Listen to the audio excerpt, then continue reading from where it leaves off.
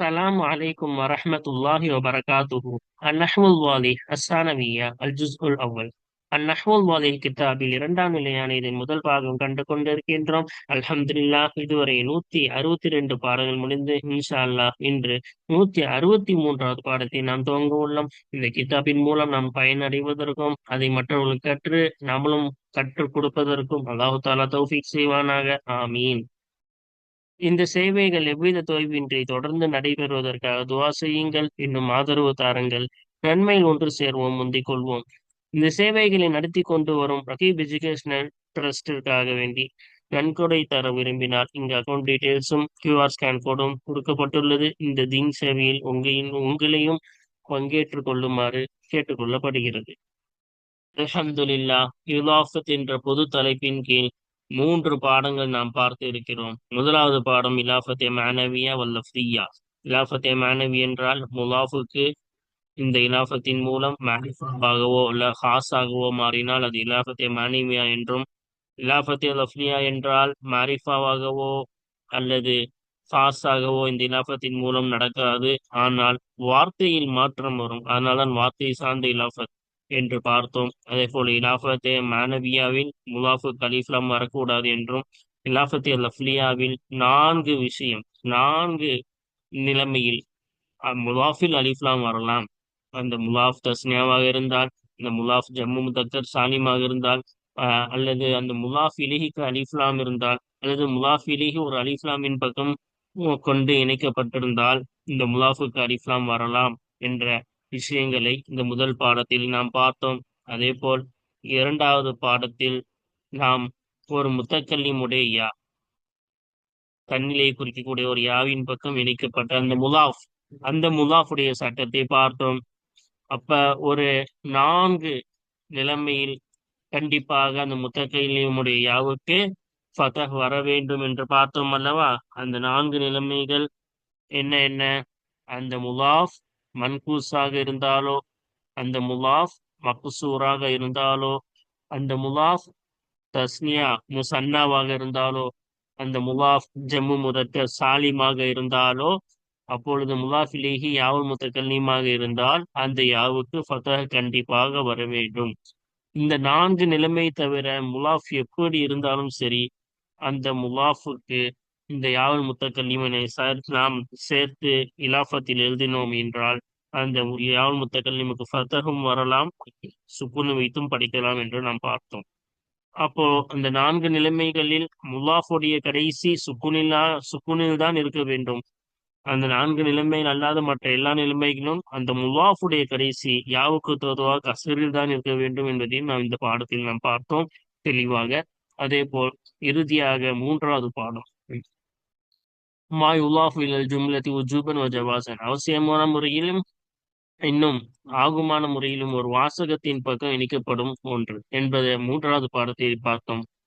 இதுல ஹைசு இதா இது 3மே லர்ஃபுகள் ஆகும்.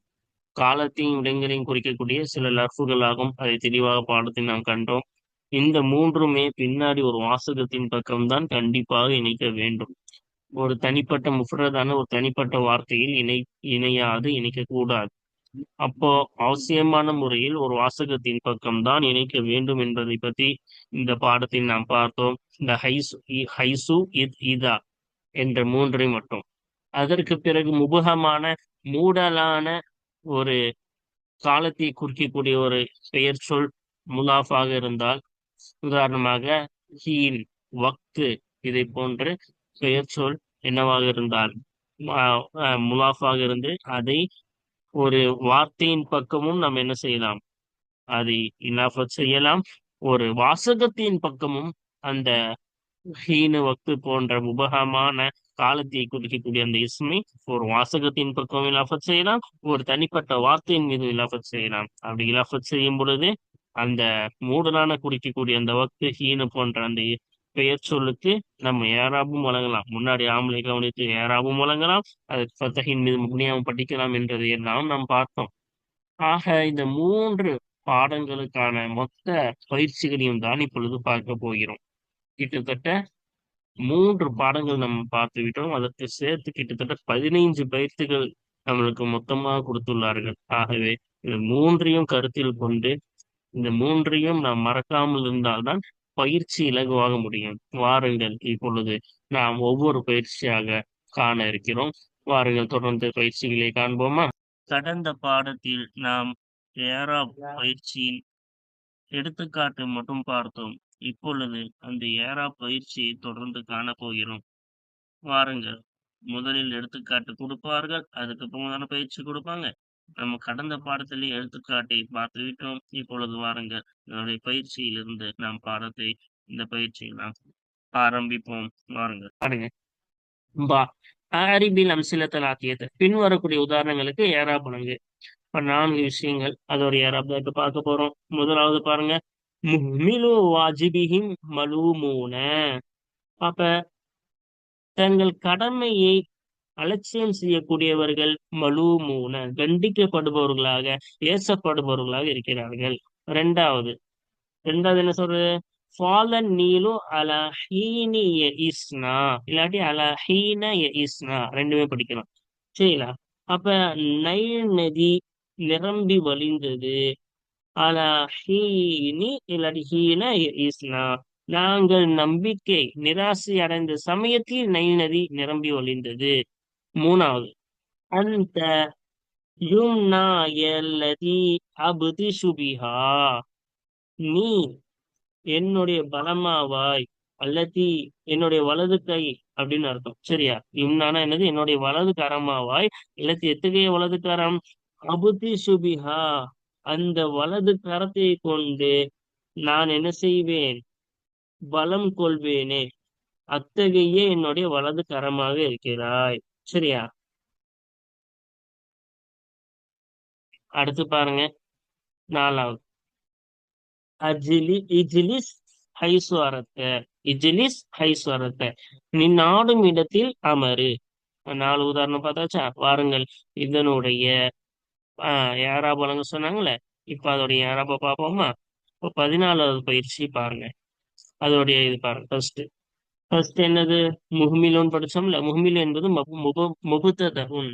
இது ஒரு முபுத்ததாவாகும். மர்ஃபூன், முபுத்ததாக்கு ரஃபா தானே, ரஃபா செய்யப்பட்டதா இருக்கும். அலாமத்து ரஃபிஹி, இன்னும் அதோடைய ரஃபாவுடைய அடையாளமாகிறது அல் வாவ், வாவாக இருக்கும். இந்த வாவு தான் அதோடைய அடையாளம். ஏன் இது ஜம்மு முதக்கர் சாலிம்? லிஅன்னஹு, ஏனென்றால் நிச்சயமாக முஹ்மிலு என்ற இந்த முபுத்ததாவாகிறது ஜம்மு முதக்கரின் சாலிமுன், ஆண்பால் பன்மை சாலிமானதா இருக்கும்.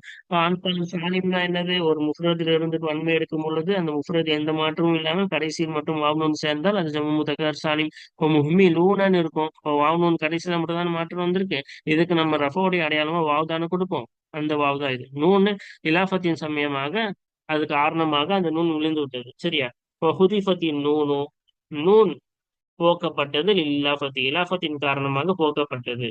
அப்ப நூன் எதுக்காக போட்டப்பச்சு? பின்னாடி இலாஃபத்தின் காரணமாக போக்கப்படணும், அதான சட்டம். அதனாலதான் போக்கப்பட்டுச்சு. இப்போ வாஜிபிஹிம், அதுக்கு பாருங்க. வாஜிபி என்பது முலாஃபுன் இலைஹி, முலாஃப் இலைஹியாக இருக்கும். மஜ்ரூரும், முலாஃப் இலைஹிக்கு என்ன இராப்? ஜர்ரு தானே, அதான் ஜர்ரு செய்யப்பட்டதா இருக்கும். அலாமத்து ஜர்ரிஹி, இன்னும் அந்த முலாஃப் இலைஹியோட ஜர்ரின் அடையாளமாகிறது அல் கஸ்ரத்து வாஹிரத்து, வெளிப்படையாவான கஸ்ராவாகும். வாஜிபின்னு என்ன செஞ்சோம்? கஸ்ர் தான் கொடுத்தோம். ஒஹுவ, இன்னும் அதுவாகிறது முலாஃபுன். இன்னும் இந்த வாஜிப் என்ற அந்த வார்த்தை என்பது முலாஃபாக இருக்கும். ஒஹும், இன்னும் வாஜிபி ஹிம் இருக்குல்ல, இந்த ஹிம் ஹிம், இன்னும் இந்த ஹிம் ஆகிறது லமீருன், லமீராக இருக்கும். அதாவது மூன்றாம் நபர் பன்மை ஆண்பாலை குறிக்கக்கூடிய ஒரு லமீர். மபுனியுன் ஃபி, இது மபுனியாக இருக்கிறது. சுக்கூனின் மீது மபுனி. சரியா? அப்ப இது ஒரு மபுனியானதாக இருக்கும். பின்னாடி எந்த ஆமில் வந்தாலும் இதுல மாற்றம் ஏற்படாது. இது கடைசிக்கு மாற்றம் ஏற்படாது. ஃபி மஹல்லி ஜர்ரின் முலாஃபின் இலைஹி, முலாஃப் இலைஹியான ஜர்ருடைய இடத்திலே இருக்கிறது. முலாஃப் இலைஹி ஜர்ரு தான் ஜர்ருடைய இடத்துல இருக்கு. மபுனினால அதுல எந்த மாற்றமும் வரல. இப்ப மலு மூணு இருக்குல்ல, இது ஹபருன். முபத்ததானால சொன்னால் முஹ்மிலு, அதோடைய ஹபர் தான் இது மலு மூணு. மர்ஃபூன் ரஃபா செய்யப்பட்டதா இருக்கும். வாலாமத்து ரஃபிஹி அல் வாவு, இன்னும் அந்த ஹபருடைய ரஃபையின் அடையாளமாகிறது அல் வாவா இருக்கும். வாவ் தான் என்னது? அடையாளம். மேல சொன்ன அதே காரணம் தான். இதுவும் என்னதான்? ஜம்மு முதக்கர் சாலிம். சரி, அலியன்னஹு, ஏனென்றால் நிச்சயமாக இந்த ஹபர் ஆகிறது ஜம்மு முதக்கரின் சாலிமும், ஜம்மு முதக்கர் சாலிமாக இருக்கிறது. இதோட விளக்கம் மேல பார்த்துட்டோம்ல. அடுத்து பாருங்க, 2வது உதாரணம். ஃபாலன் நீலு. ஃபாலன்றது ஃபேலுன் மாதின் மபுனியுன் அலல் ஃபத்தஹி, கடந்த காலத்தை குறிக்கக்கூடிய ஒரு வினை சொல்லாகும். ஃபத்தஹின் மீது மபுனியாகும். லாதுக்கு ஃபத்தஹ் தானே கொடுத்தோம். அடுத்து அந்நீலு, நீல் என்பது ஃபாயிலும். இது ஃபேலு, இது ஃபாயில். மர்ஃபூன் ஃபாயிலுக்கு ரஃபா தானே, மர்ஃபூன் ரஃபா செய்யப்பட்டதா இருக்கும். அலாமத்து ரஃபிஹி அல்லமத்து பாஹிரத்து. இன்னும் அந்த ஃபாயிலுடைய ரஃபைன் அடையாளமாகிறது அல்லமத்து பாஹிரத்து, வெளிப்படையான லம்மத்தா இருக்கும். அதுக்கு நீரும் என்ன செஞ்சோம், லம்மத் தானே கொடுத்தோம். அலா அலா என்பது ஹர்ஃபு ஜர்ரின் மபுனியும் நல்ல சுக்கூனி, ஜர்ருடைய ஹர்ஃப் ஆகும். அலான்றது ஜர்ருடைய ஹர்ஃபு, சுக்குனின் மீது மப்னி ஆகும். அது அலிஃப் தானே இருக்கு, அலிஃப்னா சுக்குன் மட்டும் தானே, அதனால சுக்குனின் மீது மப்னி ஆகும். ஹீனின் படிக்கலாம், ஹீனன் படிக்கலாம். சரியா? ஆனா இங்க நம்ம என்னதான் ஹீனனுக்கு தான் ஏரா கொடுத்துருக்கான், அதனால ஹீனனே வச்சு படிப்போம். அப்ப ஹீன் என்பது இஸ்மு ஜமானின் முபஹமின், மூடலாக்கப்பட்ட காலத்தை குறிக்கக்கூடிய ஒரு பெயர் சொல்லாகும். ஹீனன்றது நேரம்னு ஒரு அர்த்தம் கொடுக்குது. இப்ப நேரம்னா எந்த நேரம் நம்மளுக்கு தெரியுமா? இப்ப நேரம் அவ்வளவுதான். இப்ப மூடலான காலத்தை குறிக்குதுல, காலத்தை குறிக்குது, ஆனா மூடலா இருக்குதுல. அதனால்தான் மூடலாக்கப்பட்ட காலத்தை குறிக்கக்கூடிய ஒரு பெயர் சொல். மபுனியும் அலல் ஃபத்தஹி, ஃபத்தஹின் மீது மபுனியாகும். ஃபி மஹல்லி ஜர்ரி, ஜர்ருடைய இடத்துல இருக்குது. அலா ஜாரு, இது மஜ்ரூர் தானே, அப்ப ஜர்ருடைய இடத்துல இருக்கு, ஆனா ஃபத்தஹின் மீது மபுனியாக இருக்கிறது. அடுத்து எஇஸ்னா பாருங்க. எஇஸ் ஃபர்ஸ்ட் நோ அத நான் தனியா சொல்லுவாங்க. எயிஸ் என்பது ஃபேலுன் மாதின் மபுனியுன் அல சுக்கூனி, கடந்த காலத்தை குறிக்கக்கூடிய ஒரு வினை சொல்லாகும். சுக்கூனின் மீது மபுனியாகும். எயிஸும் சீனுக்கு என்ன கொடுத்தோம், சுக்கூன் தானே, இப்போ சுக்கூனின் மீது மபுனியாகும். வனா இன்னும் நாவாகிறது லமீரும், ஒரு தன்னிலை பன்மையை குறிக்கக்கூடிய ஒரு லமீர் ஆகும். மபுனியுன் அல சுக்கூனி, சுக்கூனின் மீது மபுனியாகும். அலிஃப் வந்திருக்குல்ல, அலிஃப் சுக்கூன் மட்டும் தானே வரும். இப்ப சுக்கூனின் மீது மபுனியாகும். ஃபி மஹல்லி ரஃபாயின் ஃபாயிலின், ஃபாயிலான ரஃபாவுடைய இடத்துல இருக்கு. அப்ப இஸ் ஃபேலு, இந்த நான் வந்து ஃபாயிலு, அதனால ஃபாயிலான ரஃபாவுடைய இடத்துல இருக்கு. ஒரு ஜும்லத்து இஸ்னா, இஸ்னா என்ற அந்த மொத்த வாசகம் ஆகிறது. ஃபி மஹல்லி ஜர்ரின் முலாஃபின் இலைஹி, முலாஃபி இலைஹியான ஜர்ருடைய இடத்துல இருக்கிறது. ஹீன முலாஃபு இஸ்னான்ற மொத்த வாசகமும் அதுக்கு முலாஃபி இலைஹி. சரியா? அதனால முலாஃபி இலைஹிக்கு ஜர்ரு தானே, அதனாலதான் முலாஃபி இலைஹியான ஜர்ருடைய இடத்துல இருக்கிறது. இப்ப அடுத்து பாருங்க. ஆஹ் அந்த யும்னாயன் படிச்சோம்ல, அந்த என்பது லமீருன். எதிரில நிற்கக்கூடிய ஆண் பால் ஒருமையை குறிக்கக்கூடிய ஒரு லமீர். மபுனியும் அலல் ஃபத்தஹி, ஃபத்தஹின் மீது மபுனியாகும். அந்த தாக்கு ஃபத்தஹ் தானே கொடுத்தோம். ஃபி மஹல்லி ரஃபாயின் முபுத்ததாயின், முபுத்ததாவான ரஃபாவுடைய இடத்துல இருக்கு. இப்ப அந்த முபுத்ததா, அதனால ரஃபா கொடுக்கணும், ரஃபாவுடைய இடத்துல இருக்கு. யும்னாய ஃபர்ஸ்ட் யும்னா சொல்லுவாங்க, அடுத்து யாவ தனியா சொல்லுவாங்க. யுன்மா என்பது ஹபருன், ஹபர் ஆகும். மர்ஃபூன் ஹபருக்கு ரஃபா தானே, ரஃபா செய்யப்பட்டதா இருக்கும். அலாமத்து ரஃபிஹி, அந்த ஹபருடைய ரஃபைன் அடையாளமாகிறது. அல்லாமத்துல் முகத்தரத்து, உள்ளுக்குள் ஆக்கப்பட்ட லம்மத் ஆகும். ஏன் கடைசியில யும்னா அப்படின்னு கடைசியில என்ன வந்துச்சு, அலிஃப் வந்துருச்சுல. இப்ப அலிஃப் வந்துட்டா அதனாலதான் உள்ளுக்குள், வெளியே நம்ம என்ன கொடுக்கல, ரஃபா கொடுக்கல, அதுக்கு அடையாளமா லம்மத்து கொடுக்கல. கடைசியில அலிஃப் தானே இருக்கு, சுக்கூன் தானே இருக்கு. அலிஃப்னா சுக்கூன் தான் இருக்குன்னு அர்த்தம். இப்போ உள்ளுக்குள்ள ஆனா என்ன இருக்குது, லம் இருக்குது. அதனாலதான் சொல்றாங்க உள்ளுக்குள் ஆக்கப்பட்ட லம்மத்தான் இருக்கிறது. வல்யா, ஏன்னு இந்த யா இருக்குல்ல, இந்த யா, இந்த யாவாகிறது லமீரும், லமீர் ஆகும். தன்னிலை ஒருமை ஆண்பால் பெண்பால் குறிக்கக்கூடிய ஒரு லமீர் ஆகும். மபுனியும் அல் ஃபத்தஹி, ஃபத்தஹின் மீது மபுனியாகும். ஏன் என்ன செஞ்சோம், ஃபத்தஹ் தானே கொடுத்தோம், ஃபத்தஹின் மீது மபுனியாகும். ஃபி மஹல்லி ஜரின் முலாஃபின் இலைஹி, முலாஃபிலிஹான ஜர்ருடைய இடத்திலே இருக்கிறது. அப்ப இது முலாஃபிலிஹி, அதே போல ஜர்ரோட இடத்துல இருக்கு. யும்னா முலாஃபு, ஏன் வந்து முலாஃபிலிஹி, அதனால ஜர்ரோட இடத்துல இருக்கு. இப்ப யும்னா வந்து முலாஃபுன்னு சொல்லணும், இங்க குறிப்பிடப்படலை. சரியா? அல்லதி இஸ்முன் மௌசூல், மௌசூலான இஸ்மாகும். எத்தகையது என்றால் அர்த்தம் போல. அப்ப இஸ்முன் மௌசூல் ஆகும். மபுனியுன் அல சுக்கூனி, சுக்குனின் மீது மபுனியாகும். அல்லத்தின் யாக்கு சுக்குன் தானே கொடுத்தோம், அப்ப சுக்குனின் மீது மபுனியாகும். மஹல்லி ரஃபாயின் சிஃபத்தில், சிஃபத்தான ரஃபாவுடைய இடத்துல இருக்கிறது. அப்ப இது சிஃபத்து. யும்னாயன்றது மௌசூஃபு, அல்லத்தீன்ற இதுக்கப்புறமா வரக்கூடியதுல என்னது, சிஃபத்து.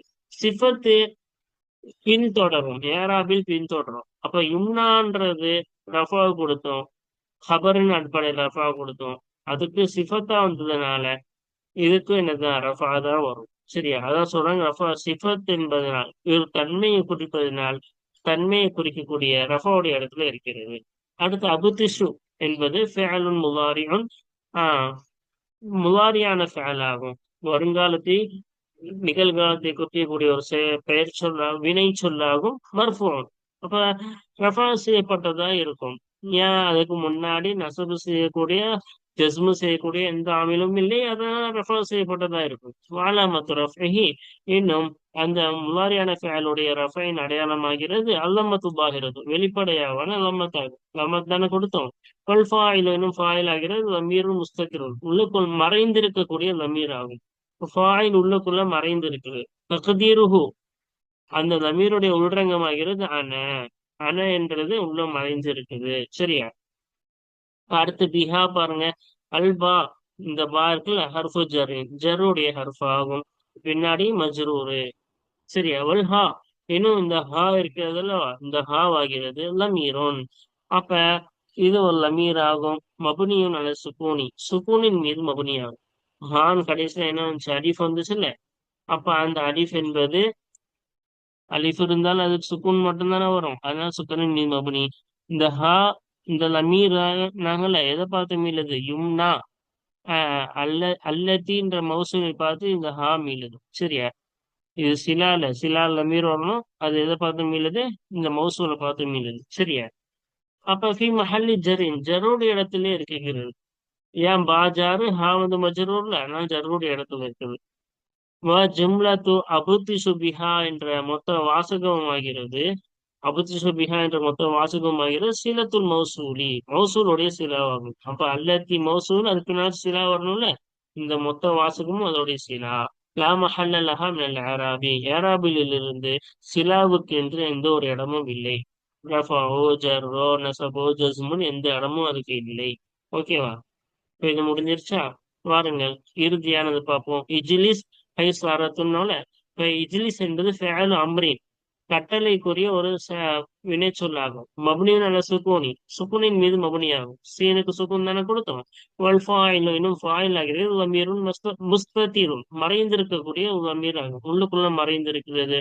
தக்தீருஹு, அந்த லமீருடைய உள்ரங்கமாகிறது அந்த. அந்தன்னு உள்ள மறைந்திருக்கு. நீ என்ற அர்த்தம் கொடுக்கக்கூடியது. நீ அமருந்தானே அர்த்தம்.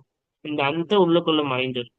ஹைசு என்பது லர்ஃபுன், அப்ப இது இடத்தை குறிக்கக்கூடிய ஒரு பெயர் சொல்லாகும். மபுனியுன் அலல் லம்மி, லம்மின் மீது மபுனியாகும். ஹைசுன் என்ன செஞ்சோம்? லம்மு தானே கொடுத்தோம், லம்மின் மீது மபுனியாகும். ஃபி மஹல்லி நஸ்பின், நஸ்புடைய இடத்துல இருக்குது. ஏன் லர்ஃபுக்குன்னு இடம் இருக்கு ஏராப்ல. லர்ஃபாக வரக்கூடிய வார்த்தை, அது அதுக்கு என்ன ஏரா கொடுக்கணும்? நசப் கொடுக்கணும். அதனால நசபுடைய இடத்துல இருக்குதுன்னாங்க. சரியா? இப்ப அறத்தை, அது படிச்சோம், அது பாருங்க. அறத்தை என்பது ஃபிஅலுன் மாதின், கடந்த காலத்தை குறிக்கக்கூடிய ஒரு வினை சொல்லாகும். மபுனியும் நல்ல சுக்குனி, சுக்குனின் மீது மபுனியாகும். அரத் ஃபர்ஸ்ட் இதுக்கு மட்டும் சொல்றாங்க. அரகு தால் இருக்குல்ல, இப்ப சுக்குனின் மீது மபுனியாகும். தனியா சொல்லுவாங்க. அதான் இங்க சொல்றாங்க பாருங்க. தாஹு, இன்னும் தாவாகிறது. அரத்தன் இருக்குல்ல, இந்த தா என்பது லமீருன் மபுனியுன் அல்ல ஃபதஹி, ஃபதஹின் மீது மபுனியாகும், லமீர் ஆகும். அப்ப எதிரில் இருக்கக்கூடிய ஆண்பால் ஒருமையை குறிக்கக்கூடிய ஒரு லமீர். ஃபத்தஹின் மீது மபனி. ஏன் தேன் என்ன செஞ்சோம்? ஃபத்தஹ் வச்சு தானே படிச்சோம், அதனால படிச்சோம், அதனால ஃபத்தஹின் மீது மபனி.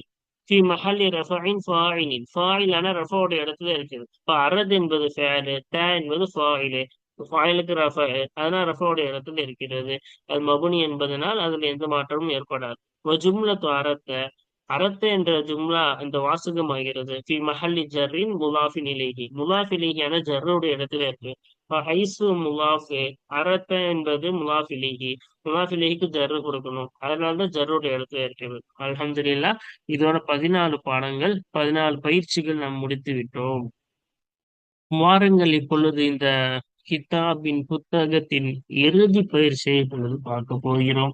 இதுடன் இந்த முதல் பகுதி முடிய போகிறது. 15வது பயிற்சி. இஸ்ரஹில் பைத்தல் ஆத்திய, கடைசியில நம்மளுக்கு என்ன தருவாங்க? ஒரு கவிதை தானே பயிற்சியா தருவாங்க. அதே போல கொடுத்திருக்காங்களா? பின்வரும் கவிதையை விவரி. ஒபையின் ஃபீஹி, இன்னும் அந்த கவிதையிலே விளக்கு. குல்ல முலாஃபின் ஓ முலாஃபின் இலேஹி, ஒவ்வொரு முலாஃபிலேஹி விவரி. அவ்வளவுதான், ஏராப்லாம் கேட்கல. முலாஃபிலேஹி விளக்குனா போதும். இப்போ இதை விவரிக்கணும்னா மிகவும் இலகுவான ஒரு விஷயம், நம்மளுக்கு தெரிஞ்சதுதான். நம்ம உள்ளத்தை ஆர்வமூட்டினால், நம்ம என்ன செஞ்சா, நம்ம உள்ள இருக்குல்ல, நம்ம மனசு, நம்ம நிறைய ஆர்வம் ஊட்டினால் அது கேட்டுக்கிட்டே தான் இருக்கும். அது போதும்னு சொல்லவே சொல்லாது. இப்ப நம்மளுக்கு என்னது, நம்மளே நினைச்சா மட்டும்தான் நிறுத்த முடியும். இது போதுமா, கொஞ்சம் கொஞ்சம் வேணுமான்னு கேட்டா வேணும்னு தான் சொல்லும். அது ஆசைப்பட்டுக்கிட்டே தான் இருக்கும். நம்ம உள்ளம் இருக்கிறது அது எதை கொண்டும் போதுமாக்கி கொள்ளாது. ஒருத்தர் இந்த உலகத்துல வாழ்றவங்க எல்லாருமே அப்படிதானே, ஒருத்தவங்க பார்த்து ஒருத்தவங்க கம்பேர் பண்ணி தானே வாழ்றாங்க. அவங்க நம்மளோட பெருசா இருக்கான், அவன் இன்னொருத்தவனை கம்பேர் பண்ணுவான். இப்ப 1000 வச்சிருக்கவன் 2000 வச்சு என்ன செய்வான், கம்பேர் பண்ண நம்மகிட்ட 2000 இல்லையா. இப்ப அவன் மனசு அமைதியா இருக்குமா? அதுக்கு மேல லட்சத்தை பார்த்து அவன் ஆசைப்படுவான். இப்ப லட்சாதிபதிகள் கோடீஸ்வரர்களை பார்த்துச்சு, அவங்களாம் கோடியில வச்சிருக்காங்க. அவங்க லட்ச கோடி வச்சிருக்கவங்கள பார்த்து ஆசைப்படுவாங்க. இப்படி உள்ளம் என்பது ஒரு குறிப்பிட்ட விஷயத்துல என்ன செய்யாது, நிற்கவே நிக்காது. நம்ம அதை ஆர்வம் மூட்டுனா வேணும் வேணும் தான் சொல்லுமே தவிர வேணான்னு அது வாயில வரவே வராது. அப்ப நம்ம அத குறைவான விஷயத்தின் பக்கமே அதை தடுத்து வைத்துட்டோம்னா அது அதோட பொருந்திக் கொள்ளும். அப்ப நம்ம தான் தடுக்கணும். இல்லாட்டி அது எப்பவுமே என்ன சொல்லாது, போதும், நிறுத்தவே நிறுத்தாது. அந்த அர்த்தம் கொடுக்கக்கூடியதுதான் இந்த கவிதை. பாருங்க, ஒன் நப்சு, நிச்சயம் இன்னும் இந்த நப்சு, இந்த உள்ளம் ஆகிறது ராகிபத்துன், ஆர்வம் கொள்ளக்கூடியதாக இருக்கும். இதா ரகப்தஹா, அந்த உள்ளத்தை நீ ஆர்வம் ஊட்டும் பொழுது ஆர்வம் கொண்ட ஆர்வம் அடையக்கூடியதா இருக்கும். ஒய்தா துரத்து, அந்த உள்ளம் இலா கலீலின் குறைவானதின் பக்கம் திருப்பப்பட்டால் தக்கன, அந்த உள்ளம் போதுமாக்கி கொள்ளும், இருக்கிறத வச்சு போதுமாக்கி கொள்ளும். சரியா? அப்ப இந்த அர்த்தம் பார்த்தாச்சா? வாருங்கள் அதுல இருக்கக்கூடிய இலாஃபத்தை விளக்க சொல்றாங்க. இப்ப நம்ம என்ன செய்ய போறோம், அந்த இலாஃபத்தை தான் இப்பொழுது விளக்க போகிறோம். பாருங்க, கடைசி பயிற்சியுடைய பார்த்துருவோமா? இப்ப பாருங்க, இங்க என்ன செஞ்சிருக்காங்க, இதா ரகப்தஹ நன்சஹா. இப்ப இதா என்பது லர்ஃப். இப்ப இது லர்ஃப் தானே, லர்ஃப் ஜமான். அது பின்னாடி ஒரு வாசகத்தை தான் என்ன செய்யணும், சேர்க்கணும். அப்படிதானே? அப்ப இதுதான் அந்த வாசகம். இப்ப இதா என்பது முலாஃப், இங்க எடுத்து காட்டியிருக்கோம். ரகப்தஹா, அதை நீ ஆர்வம் மூட்டினான்னு சொன்னோம்ல, பின்னாடி ஒரு வாசகம் தானே இலாஃபத்தா வரணும். இப்ப ரகப்தஹான்றது என்னது, முலாஃபிலி. ஜும்லத்து ரகப்தஹா, ரகப்தஹா என்ற வாசகம் முலாஃபிலிஹி ஆகும். அதை விளக்க சொன்னாங்களா? அப்ப இதா என்னது, முலாஃபு, ரகப்தஹான்றது முலாஃபிலிஹி. சரியா? அது இதா துரத்து இலா கலீலின்னு வந்துச்சுல, இப்ப இதா என்பது லர்ஃபு ஜமானு. சரியா? அப்ப இப்ப இதா என்பது லர்ஃபு ஜமான். இப்ப குறைவானதின் பக்கம் அது திருப்பப்பட்டா படும் பொழுது அப்படின்னு சொன்னோம்ல, இப்ப திருப்பப்படும் பொழுது. சரியா? இப்ப இதா என்பது முலாஃபு. துரத்து இலால் கலீல் என்ற வாசகம் முல்லாஃபிலிஹி. ஏனென்றால் இதா என்ற ஒரு லர்ஃபு காலத்தை குறிக்கக்கூடிய ஒரு வார்த்தையாகும். அதுக்கு பின்னால் எப்பொழுதுமே ஒரு வாசகத்தை தான் இணைக்க வேண்டும். அதனால்தான் துரத்து இலா கலீல் என்ற வாசகம் இதாவின் பக்கம் இணைக்கப்பட்டிருக்கு. ஸோ இதா என்பது முல்லாஃபு, துரத்து இலா கலீலின் என்ற அந்த வாசகம் இருக்கிறது அல்லவா, அதான் முல்லாஃபிலிஹி. ஜும்லத்து துரத்து இலா கலீலின் என்ற ஜும்லத்துன் துரத்து இலா கலீலின், துரத்து இலா கலீலின் என்ற வாசகமா இருக்கும் முலாஃபிலி. சரியா? அப்ப அதை விளக்க சொன்னாங்க, ரெண்டே ரெண்டும் அதை விளக்கி விட்டோம். அல்ஹம்துலில்லாஹ். இதனுடன் இந்த முதல் பகுதி அந்நஹுல் வாதி கிதாபின் இரண்டாம் நிலையில் முதல் பகுதி இதுடன் முடிவடைந்து விட்டது. கிட்டத்தட்ட நாம் இதில் 346 பக்கங்கள் இந்த கிதாப் பார்த்துள்ளோம். அல்ஹம்துலில்லாஹ். இந்த 346 பக்கங்களில் நாம் என்ன கற்றோமோ அதை மறக்காமல் இந்த இம்மையிலும் சரி மறுமையிலும் இந்த கித்தாபின் மூலம் நாம் வெற்றி அடைவதற்கு அல்லாஹு தாலா இந்த கித்தாபை ஒரு வசீலாவாக ஆக்குவானாக. இதன் மூலம் நாம் பயன் அடைந்ததை மற்றவர்கள் கற்றுத் தருவதற்கும், இதன் மூலம் குர்ஆன் ஹதீஸை வழங்கிக் கொள்வதற்கும், அதே போல அதன் மூலம் இந்த இம்மை மறுமையில் வெற்றி அடைவதற்கும் அல்லாஹு தாலா நம் அனைவருக்கும் தௌஃபீக் செய்வானாக. வாருங்கள், அல்லாஹ் நாடினால் இன்னும் அடுத்தடுத்த இரண்டாம் பகுதி, மூன்றாம் பகுதியை நாம் தொடர்ந்து பார்ப்போம். வாஹிர் தாவானா அல்ஹம்துலில்லாஹி ரப்பில் ஆலமீன். சுப்ஹானக லா இல்ம லனா إلا ما علمتنا إنك أنت العليم الحكيم. السلام عليكم ورحمة الله وبركاته.